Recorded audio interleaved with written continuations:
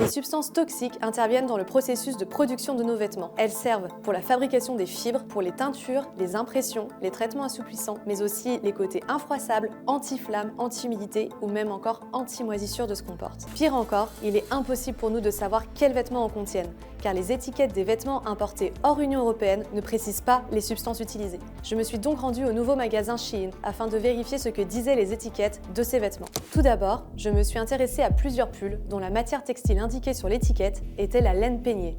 La laine peignée est une laine, donc d'origine animale, qui est passée à travers des peignes de plus en plus fins afin d'éliminer les fibres les plus courtes et les dernières impuretés. Pour avoir accès aux composants détaillés de ces vêtements, je télécharge l'application de la marque et scanne les étiquettes. À ma grande surprise, sous le critère tissu matériel qui indique laine ou laine peignée, une catégorie composition indique les fibres utilisées.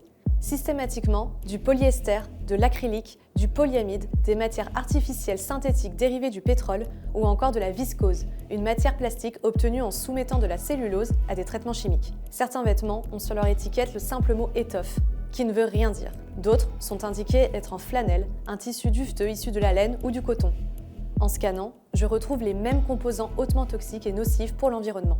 Pour en savoir plus, nous avons demandé à Pierre Souvé, médecin cardiologue et président de l'association Santé Environnement France, les impacts de ces substances sur le corps. C'est du plastique, c'est des huiles minérales dérivées d'hydrocarbures.